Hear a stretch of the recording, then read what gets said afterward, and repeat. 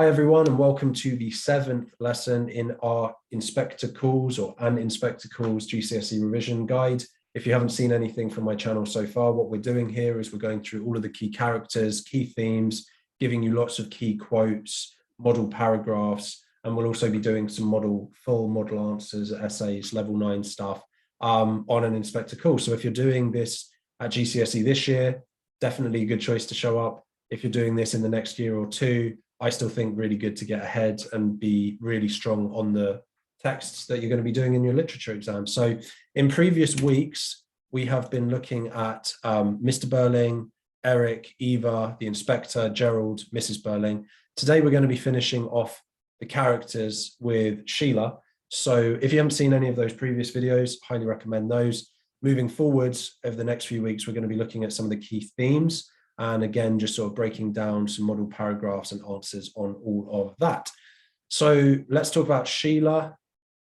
Maybe I'll put myself in the middle for now. I don't know, is that weird? I feel like that's weird, but whatever. So we'll start by talking about what Sheila does within the play. Then we'll talk about who she is and what she represents, same as normal. After that, we'll go through quite a few key quotes that I've picked out for her. And then we'll finish as usual with a model paragraph. So she is a character who at the beginning of the play is incredibly infantilized. What that means is her parents really treat her more like a child than the young woman that she is. She's in her 20s, so she is an adult, even by Edwardian standards, full adult, you know. So the fact that they call her girl and child and things like that is quite infantilizing. She also calls her dad daddy and her mum mummy at the beginning of the play. So she's also quite, she sort of infantilizes herself. She's very protected and cushioned. So, you know, she's engaged to this guy called Gerald Croft, who we've talked about before. He's the son of like a wealthy business owner. And, you know, she just seems to go along with the flow of what her parents have arranged for her. She doesn't seem particularly bothered. She just accepts that she's, you know, upper class young woman. She's going to marry this person that's been sort of somewhat chosen for her. She's going to get married. She's just going to live that life. She doesn't know much about the working class, the middle class. She doesn't really know much about anything, to be totally honest, because she's been very sheltered. That's not her fault. Well, it's not completely her fault because, of course, women at that time didn't have equal rights with men. So it's not like she could have just gone off and done her own thing, really. She had to sort of obey her parents. She finds out that her decision to fire Eva Smith from a clothing store called Millward's has really deeply affected Eva Smith's life. It really upsets Sheila to know that she's done that to another woman, and it really creates this transformation within her. She realizes that the way she treats the working class is inappropriate and wrong, and so she decides that she's not going to do that anymore. And she realizes that she has not been socially responsible for herself, and that her actions actually have deep consequences for others. So she basically develops pity for the working class. She then becomes almost like the #1 fan of the inspector. She's backing the inspector up the whole time he's there. She's actually going against her own family, really, throughout the rest of the play. And the reason that she does this, I think, is one, because she's sort of ashamed of what her other family members have done to Eva Smith.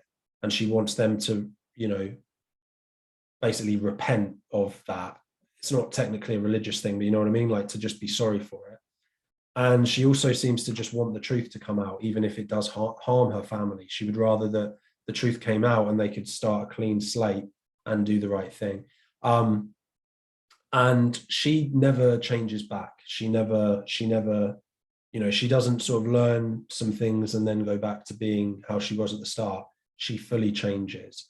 And at the end, you know, Gerald offers her the engagement ring back, which would symbolize like going back to the way things were really.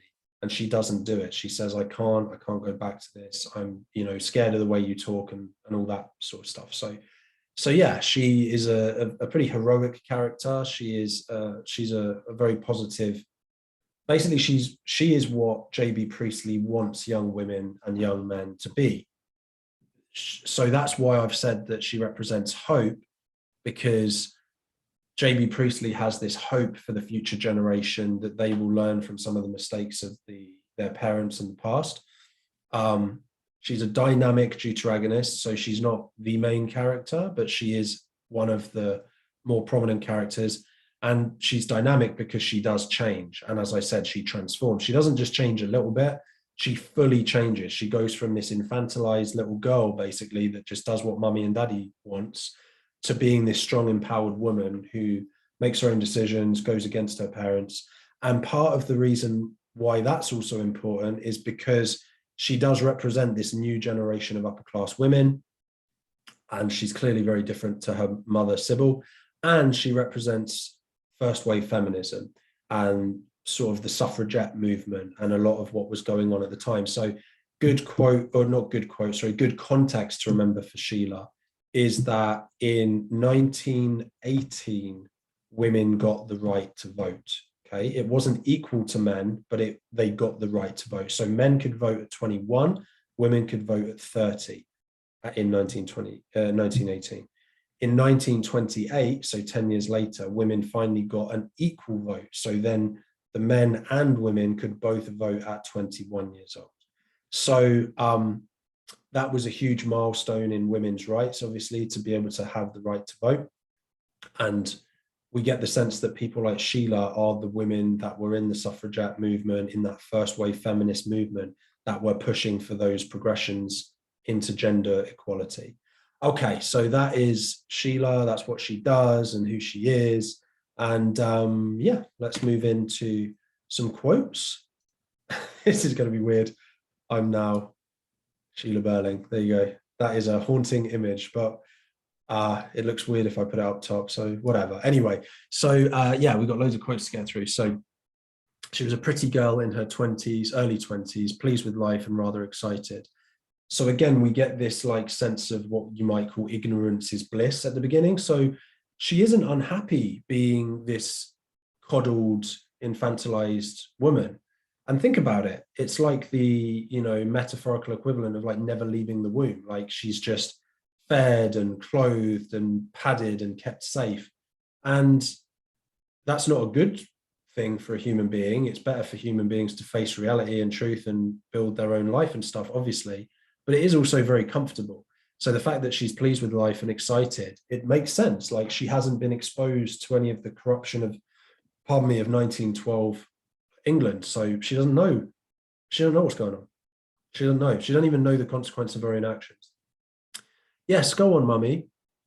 So that's one of the quotes to show that she calls her mum mummy and her dad daddy. This is unusual. For a woman in her early 20s to still call her mum mummy as the normal, that's pretty abnormal, right? A little bit of judgment. So if in particular instances someone grown up calls their mum mummy or their dad daddy like once in a while in a particular circumstance, maybe that's okay. But to call your mum mummy all the time as her normal way of talking, that's a bit of a red flag. That's a bit strange. And it just shows again that she's been infantilized. Rather distressed, stage direction. I can't help thinking about this girl destroying herself so horribly. I've been so happy tonight. Oh, I wish she hadn't told me. This is a very underused quote for Sheila. So Sheila, we all talk about how she transforms and she grows and she becomes a defender of the working class and social responsibility and everything. What we don't talk about quite so much is that at the beginning, Sheila doesn't like the fact that the world is the way it is. She says, I wish you hadn't told me.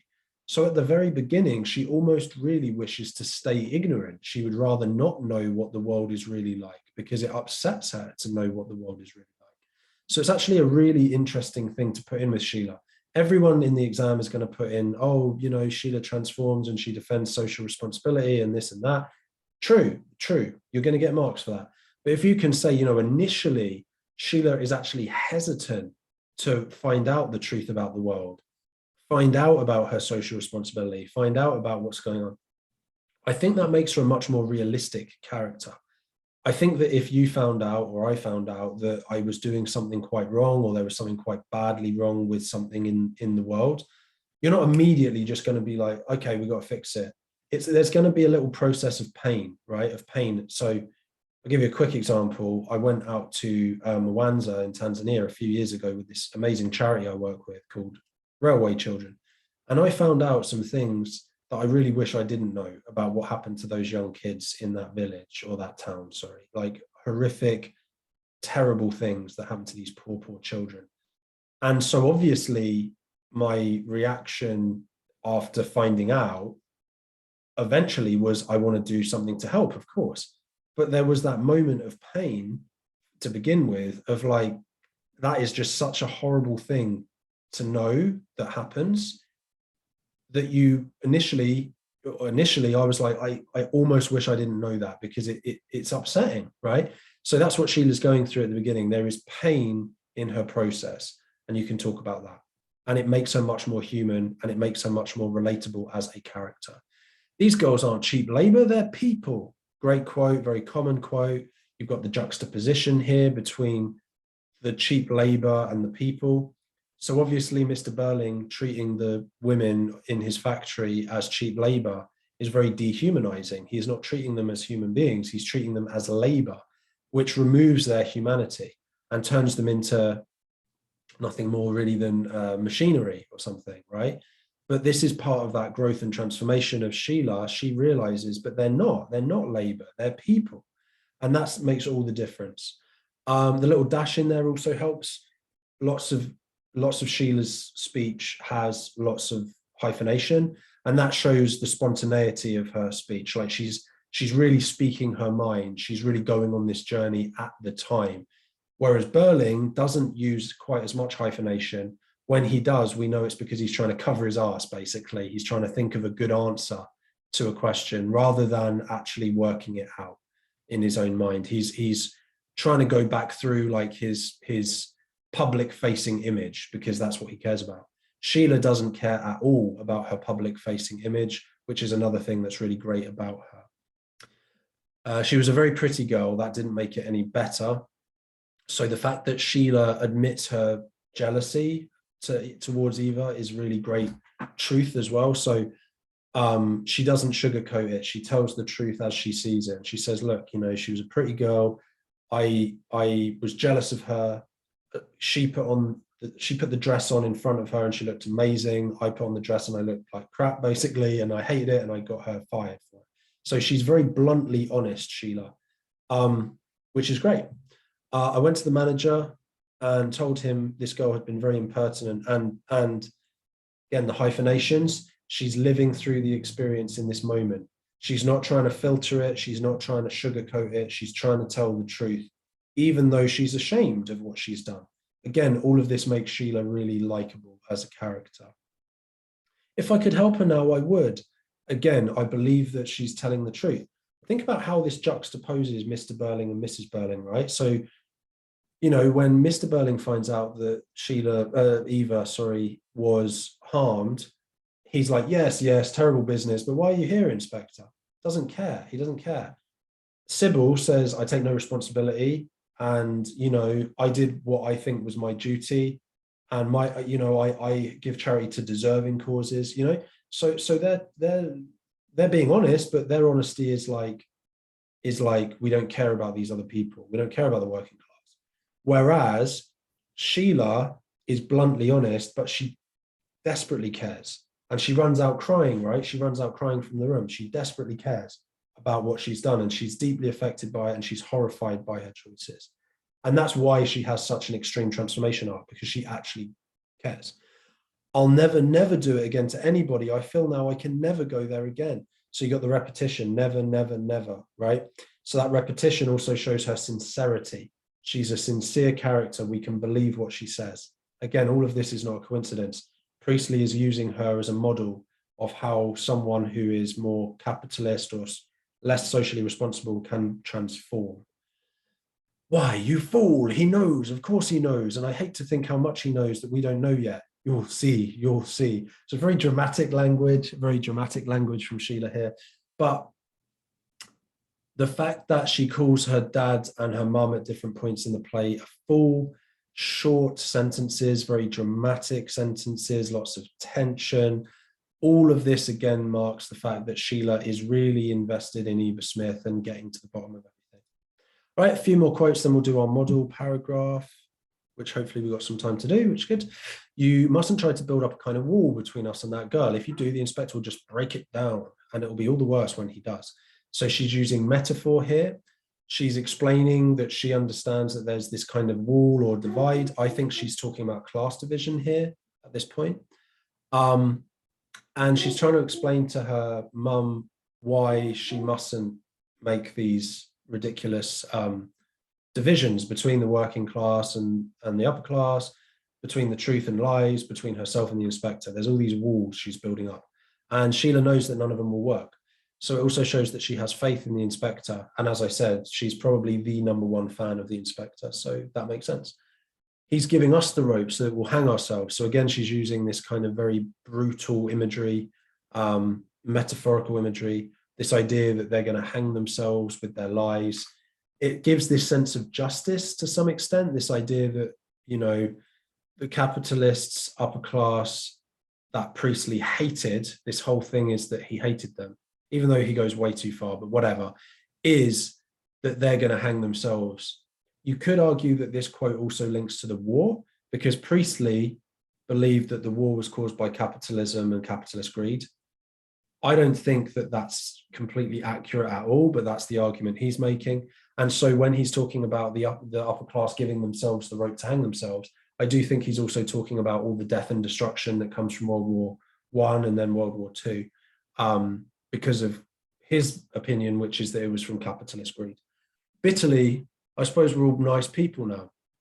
Sheila uses a lot of irony, a lot of sarcasm against her parents. This is one of the ways that she shows that she's not with her parents anymore. So that's a good quote for that. He inspected us all right. Again, sarcasm.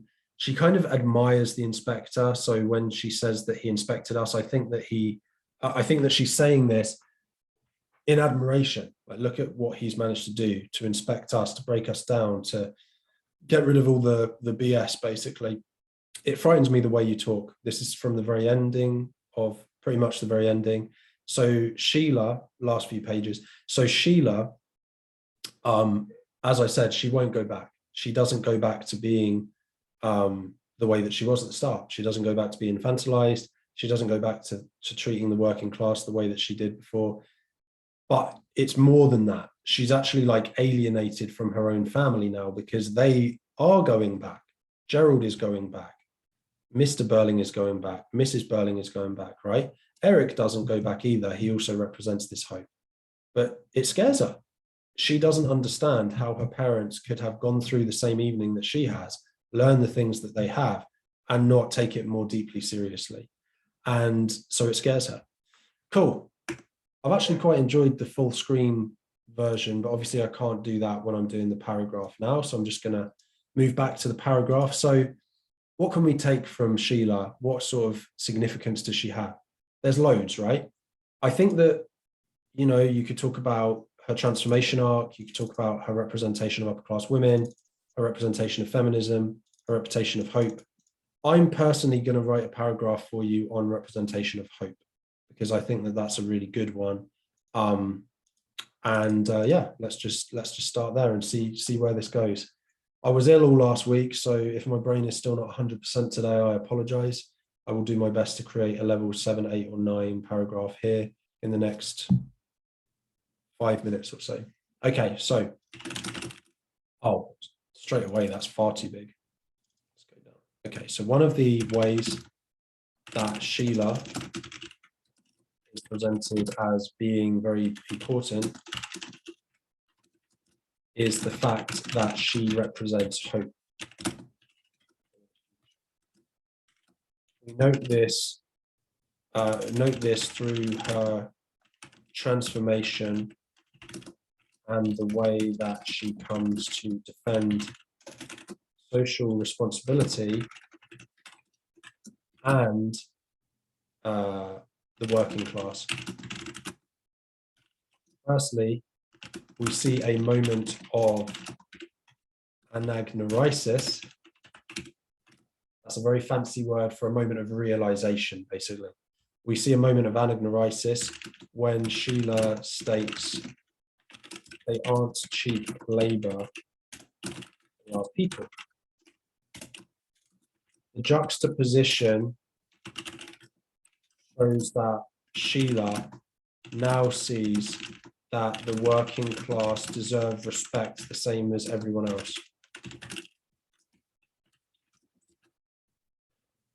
The use of labor suggests how dehumanizing the upper class are to the working class. You know what? I'm going to actually delete the picture for this one and just make it full size. How dehumanizing the upper class are to the working class, treating them more like machines and fellow human beings.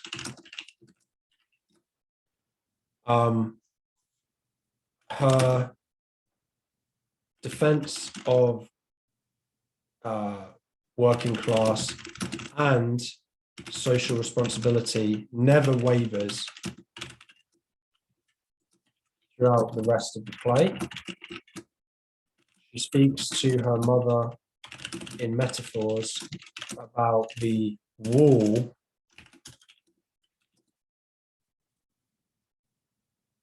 between us and that girl.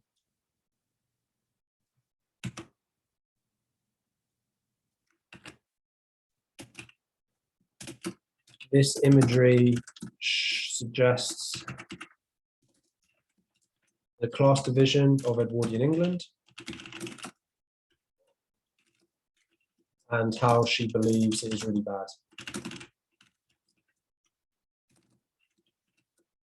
A thing that must be broken. Finally, when the others revert back to their old ways, Sheila is one of the characters that is frightened by the fact they haven't learned anything, suggesting a permanent divide between her new socially responsible view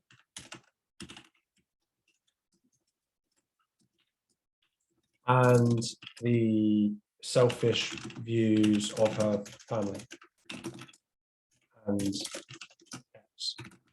fiance. This is all very significant contextually because Priestley is creating a model woman, in his opinion, who displays socialist views and ultimately represents the growing first wave feminist movement of the Edwardian era. All right, so that's actually a pretty good paragraph, if I do say so myself. So we've got lots of ideas in here, and we've taken a few different quotes to back up those ideas. It clearly shows that Sheila is significant, and obviously it links to some relevant context at the end. So if you like the video, please give it a thumbs up. If you have any questions or comments, please comment down below. We've been getting some good comments. So I actually did a new video on Lord of the Flies, or I will do this afternoon, a new video on Lord of the Flies based on a comment I got. So really appreciate all of that. Yeah, hopefully that was helpful. I'll see you in the next one. Thank you very much.